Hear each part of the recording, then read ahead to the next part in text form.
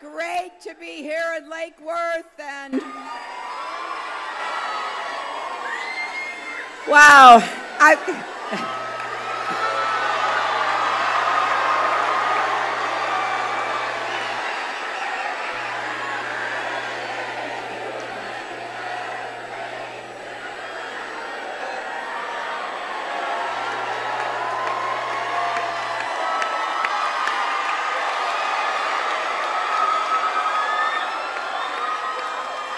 wow, thank you. Wow, it is great to be here, and I want to thank Tricia for being an operating room nurse and being a volunteer in this campaign. And I want to thank all the volunteers, everyone who has helped reach out to voters. I want to thank my friend of many years, your Senator Bill Nelson, for being here. Congresswoman Lois Frankel, Congressman Ted Deutsch, all the elected officials, but especially all of you. There are only 13 days left in this important election. And I have to tell you, it is so clear how high the stakes are. And I am going to work as hard as I can over these next 13 days, reaching out to as many people as possible. We can't take our foot off the gas even for a short time. Every vote counts. Just ask my friend, former Vice President Al Gore. And Lake Worth can make the difference. Florida can make the difference. And if people get out and vote, we will have a victory on November the 8th. Also in the Parker, Randy, raise your hand, and I hope you will send Randy to Congress.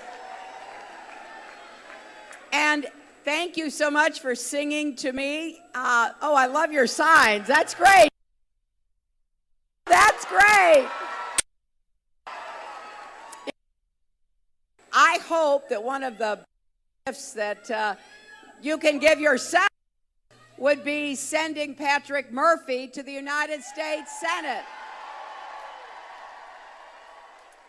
He's exactly the kind of senator that Florida deserves. He'll be an independent voice, speaking out and working on your behalf.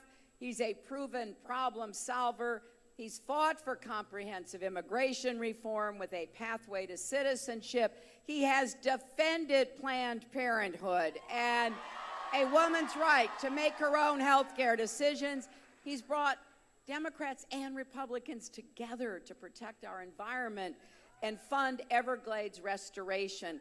That's what we need. We need somebody who will help to break the gridlock, to stand up and help create more good jobs with rising wages. Stand up to the gun lobby and advocate for common sense gun safety reforms. And help in the fight against climate change to protect the future of Florida.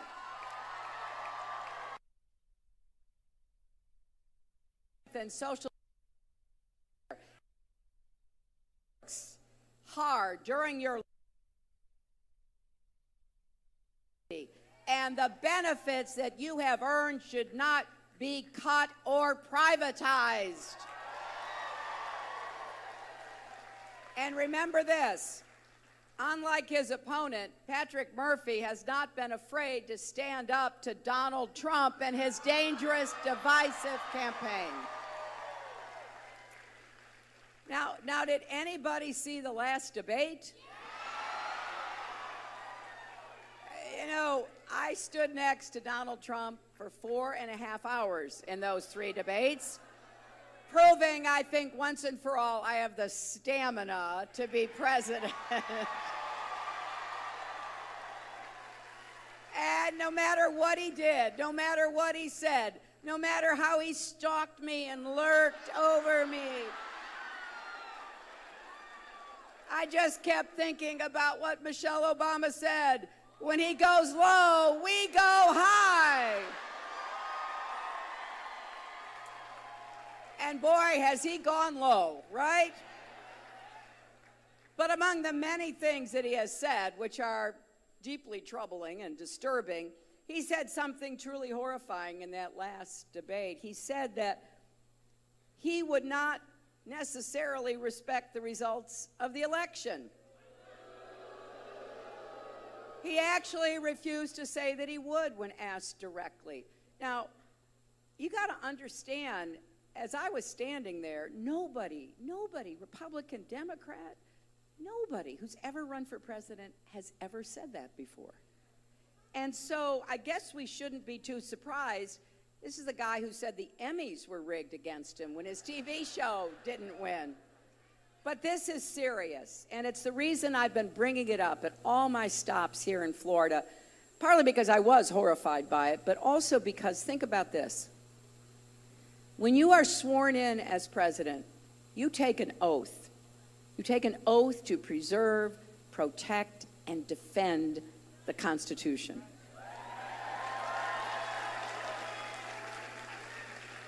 And listening to Donald Trump's campaign, I truly doubt that he has ever read the Constitution. Or if he did, back in school, he certainly doesn't remember it, and he doesn't understand. It is the most important founding document, longest lasting, great world. In America, we don't say we're going to keep you in suspense about whether expect the outcome of an election. We have free and fair elections and a peaceful transfer of power. That is one of the things that makes America who we are. And we fool around with that, and we criticize that at our peril. You know, as your Secretary of State, I went to 112 countries, and a lot of those countries are ones that are not democracies, or they're only pretend democracies. They actually have authoritarian leaders or dictators. And yeah, you know what? They rig their elections. You know, somebody running gets 99.9% of the vote. We've seen this. We know what that means. And some of you, either yourselves or your parents or your grandparents, came from places where that went on. And we can never tolerate anyone running to be president of the United States who undermines and questions our fundamental democratic values. Now, we know he has spent his entire campaign attacking one group of Americans after another. He's attacked immigrants, he's attacked African Americans and Latinos and POWs and Muslims and people with disabilities, and boy, has he attacked women. But now his final target is democracy itself. And we have faced challenges to our democracy before, and we've got to keep working until we have a more perfect union. And our very first president understood that. I mean, George Washington refused to become a king. You know, folks were saying, hey, you know, this president thing is okay, but maybe we should have a king. Well, we had a revolution to get out from under one king. And George Washington was wise enough to say, no, I'm going home. We need to have the peaceful transfer of power. One person can't act like they're in charge of everything in America. That's not who we are. We disagree, in case you haven't noticed. But then we come together and we roll up our sleeves and we get things done. And I so admire George Washington for many things, but for that decision, it was one of the most important decisions in our history. Now, I'm sure Donald Trump would probably have called him a loser because he voluntarily gave up power so that we could have elections that would choose our leaders. But here's the good news, and there is a lot of good news. You know, sometimes when you listen to Donald Trump and the Trump world he lives in, it can get a little disturbing, dark, dangerous, and divisive. I don't recognize the America he describes. There are a lot of problems we've got, and we're going to have to address them, and I intend to do that. But at the very moment that Donald Trump was making this unprecedented attack on our democracy, We've had millions and millions of people registering to vote, voting early, and volunteering. In fact, this is really exciting to me. We've reached a milestone. More than 200 million Americans are registered to vote, the biggest number we've ever had in our history. And maybe most exciting, more than 50 million of them are young voters. After all, this election is more important to young people than anybody else. And to have you register and then turn out and vote is absolutely terrific. And you know what else? Listen to this. More than 10 million people have already voted in this election. And 2 million of them right here in Florida. So Florida's already cast 20% of the votes that have been already in the ballot box. Now, I got to tell you, I've heard some really inspiring stories. I'll just tell you one. Stephen from St. Augustine has been fighting a rare form of leukemia and heart disease. He's been in and out of the hospital a dozen times in the last 2 years. But he told his family, told his friends, he told the nurses and the people in the hospital how important it was that he get a chance to vote. So I heard yesterday he ditched his oxygen tank, which I would not have recommended. He clung to his walker, he stood in line, and he cast his vote for a better America.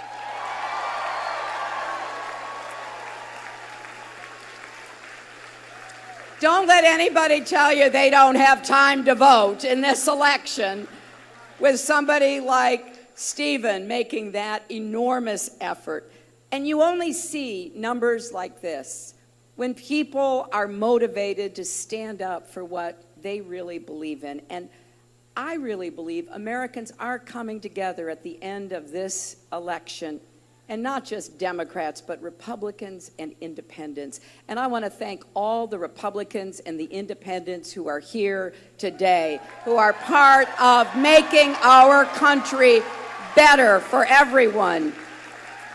And you know what? This is not just about what we're against. It's about what we're for. We have a lot of things to be for. It's about a common vision we share of a hopeful, dynamic, unified America where everyone counts and everyone has a place. So I really believe it may be my name on the ballot, but it really is about all of you. Every issue you care about, every concern you have about our country or the world, just imagine that being on this ballot. It really does come down to who we are as a country. The future of the economy is on the ballot. I believe when the middle class thrives, America thrives. And I have said this for many years. I so strongly, because I come from a middle class family. My father was a small businessman. His father was a factory worker. That's how it's supposed to work in America. People work hard, they provide for their families, and people keep moving forward. That's what I want for everyone. I want every single person here to have your chance at the American dream. And the American dream is big enough for everybody. It's not exclusive to any one group of people. We're going to make the biggest investment in good new jobs since World War II. Jobs in infrastructure, manufacturing, technology, small business, and clean energy. We're going to make America the clean energy superpower. It's either going to be China, Germany, or us. I want it to be us, and I'm going to do everything I can to make that come true. We can create millions of new good jobs and protect our planet. And, you know, here in Florida, you're already seeing the results of climate change. Down in Miami, even on sunny days, without a drop of rain. The streets are flooding because the ocean is rising. Most of the scientists said that we're going to have more tropical storms and hurricanes, and they're going to be more intense because the oceans are warming. People call 311 because they assume a water main has broken when it's actually the sea rising around them. This is a big deal for Florida, and I regret to tell you that Florida is behind in dealing with this challenge. Unfortunately, you've got a governor who has directed his state government never to say the words or write the words climate change. And, you know, the big insurance companies are looking at this and they're saying, hey, we're really going to have to raise rates in Florida because the weather predictions, climate change reality is happening. And you are the Sunshine State. And what really makes me sad is that you have less solar power in Florida than New Jersey or Massachusetts, right? They're not exactly known as the Sunshine States. There's a lot of great things about those states, but think about the jobs that can be created as well as contributing to what we need to do together to save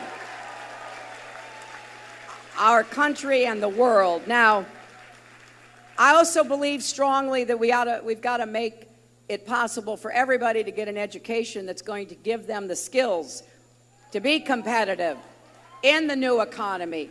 I believe all our kids deserve universal pre-kindergarten so they can be ready to go to school. They deserve good schools with good teachers, regardless of where they live. And you especially deserve to have college affordable enough that you can go and graduate. I worked after our primary. You know, I was very proud of the primary that Senator Sanders and I ran because it was about ideas, not insults. And we had disagreements, but they were disagreements about what's the best way to achieve a goal. And we agreed after it was over on a plan to make public colleges and universities like Palm Beach State College tuition free. For any families making less than $125,000 a year, which is the vast majority of American families, and if you're over that, it will be debt-free. So you pay what you can afford, but not go into debt, because we should be making investments in your education. And no matter where you go to college or where you went, we're going to make it easier for you to refinance and pay back your student debt. And then there's something else I want to add, because I don't think we talk enough about this. A four-year degree should not be the only path to a good job in a middle-class life, right? Let's bring back technical education in high school so that more young people get the skills that will make them employable. Let's invest in more high-quality apprenticeships and training programs. So when you go to the polls, support not just teachers and educators, support yourselves and your families for the kind of future you deserve to have. And you know, I also think the economy has to be fairer. What does that mean? Well, we've got to raise the national minimum wage, because no one who works full-time should still be in poverty. Look, I was raised to believe in hard work, and I believe in it. And I don't think there are any shortcuts. People need to work. But when you work full-time, you shouldn't still be in poverty, worried about whether you can put food on the table for yourself and your kids. And don't you think it's finally time for businesses that make profits to do more to share those profits with the employees who help to make the profits in the first place? You know, I love having the support of real billionaires.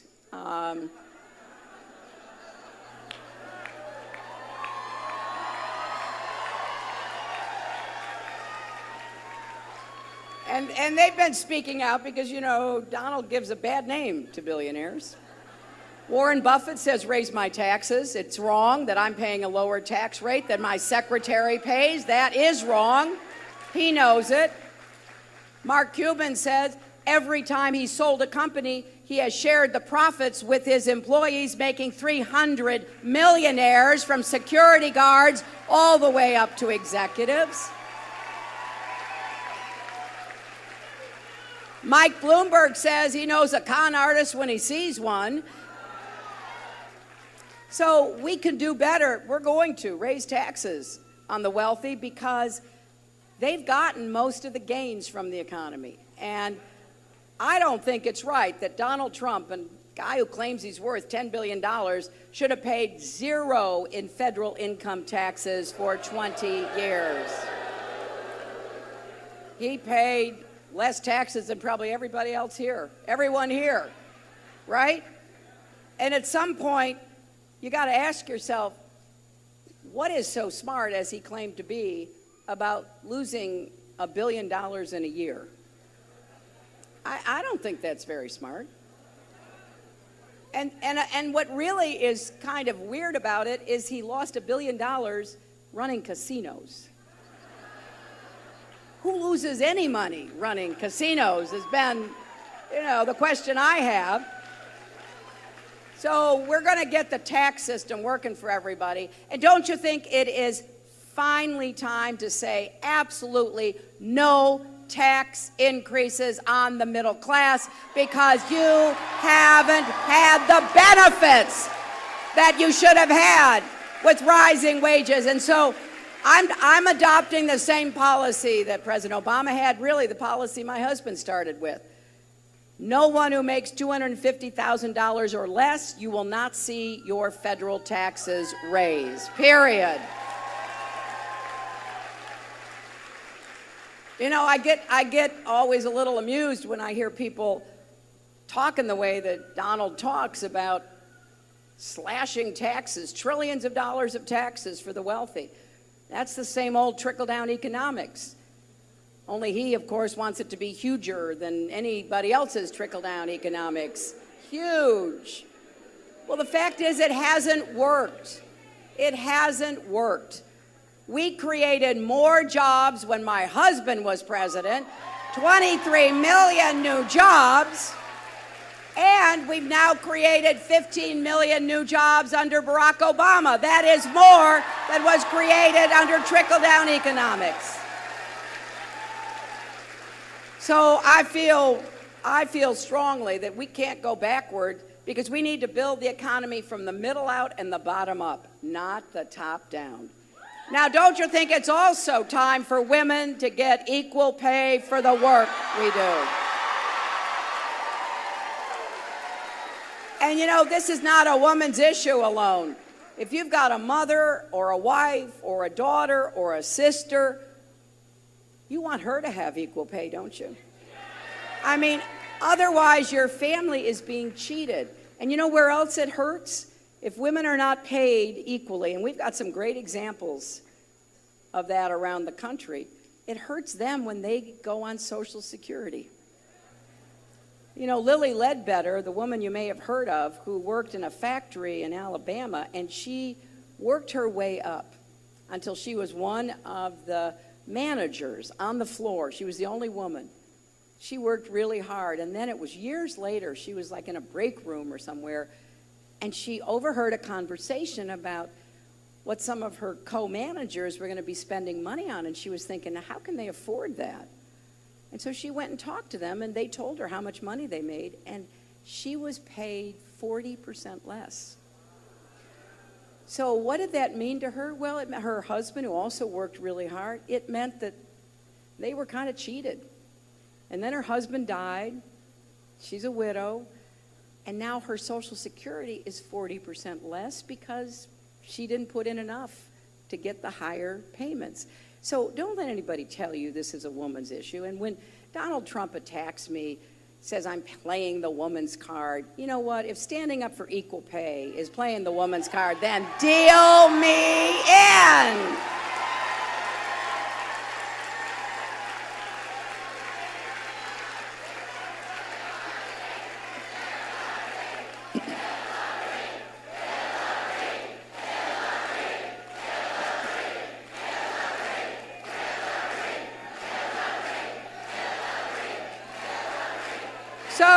So, my friends, we have a lot to do, and it's going to be exciting. I'm very optimistic about what we're going to do together. And I look at this election, and I really do see two very different visions about our country. And I want us to choose a path that is confident and optimistic, because I really believe America's best days are still ahead of us. And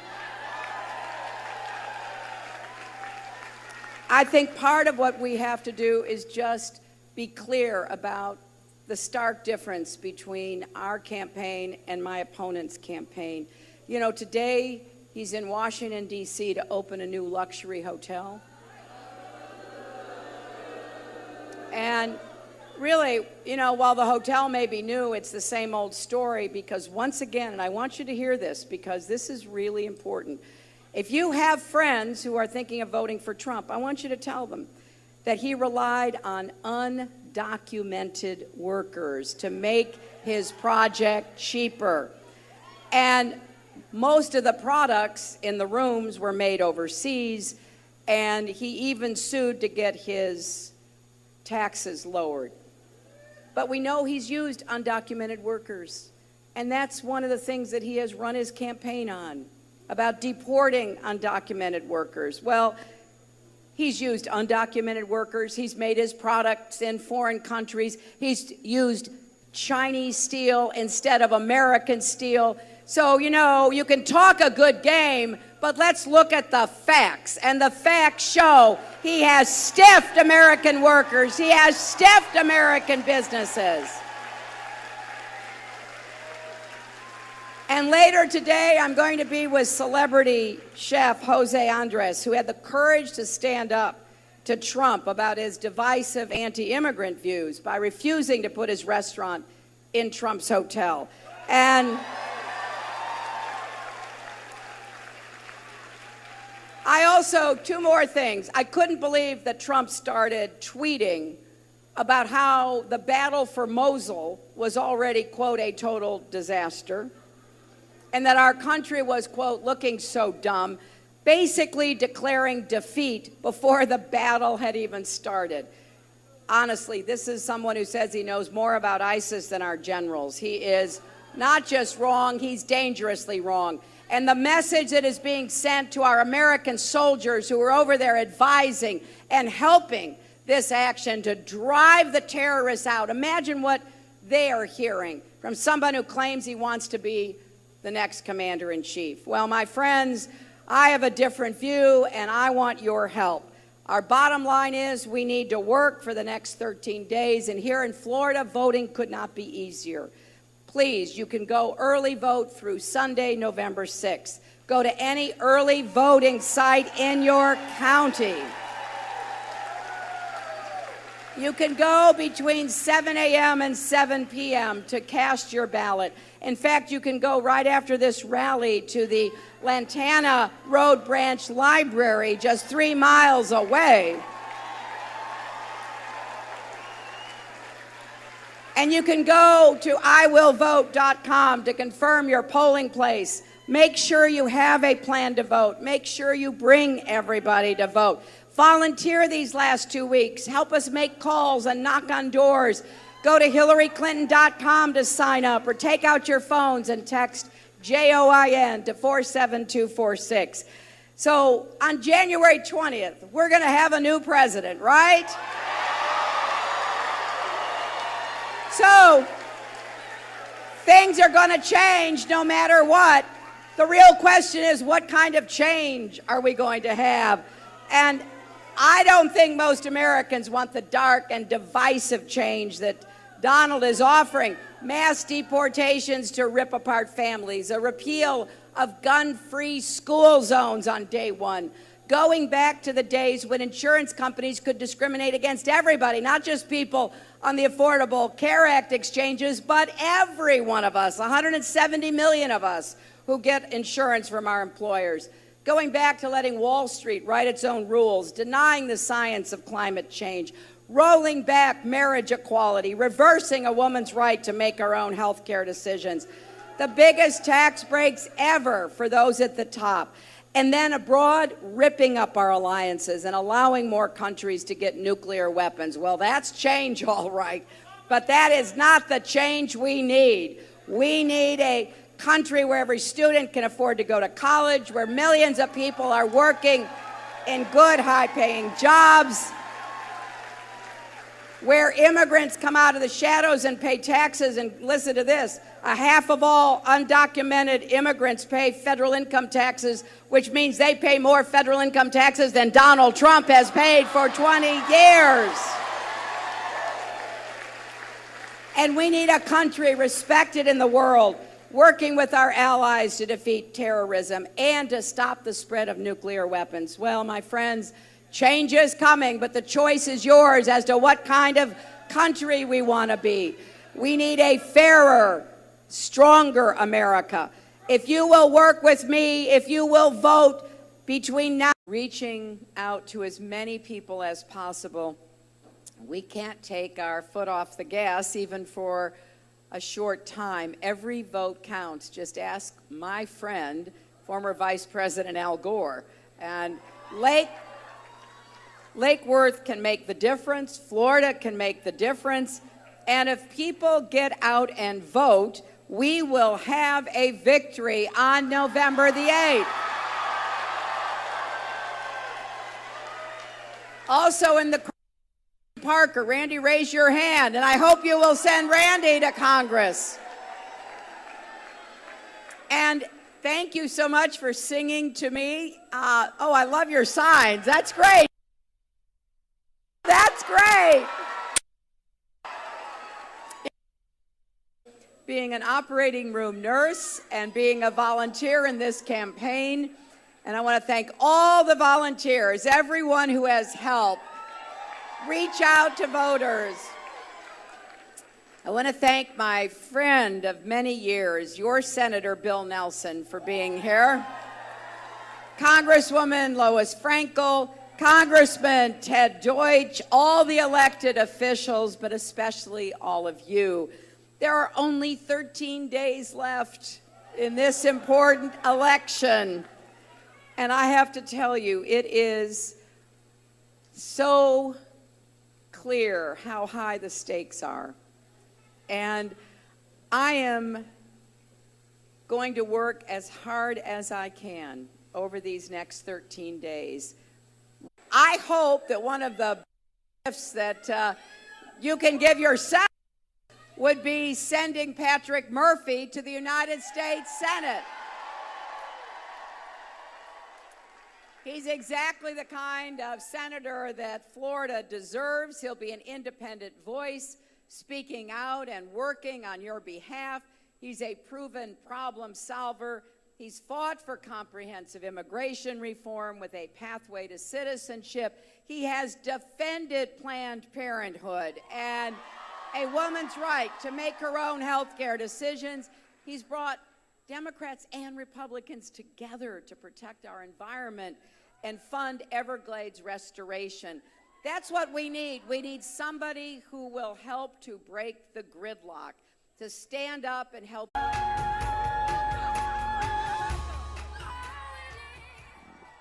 Thank you.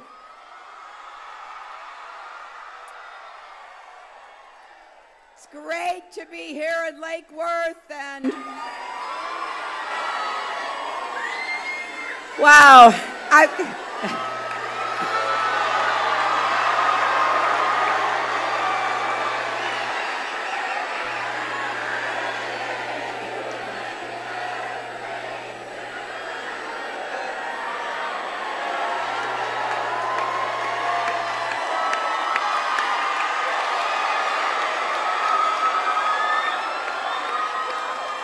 wow, thank you. Wow, it is great to be here, and I want to thank Tricia for create more good jobs with rising wages. Stand up to the gun lobby and advocate for common sense gun safety reforms. And help in the fight against climate change to protect the future of Florida.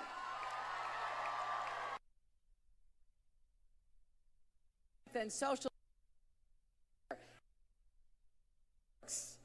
hard during your life, and the benefits that you have earned should not be cut or privatized. And remember this, unlike his opponent, Patrick Murphy has not been afraid to stand up to Donald Trump and his dangerous, divisive campaign.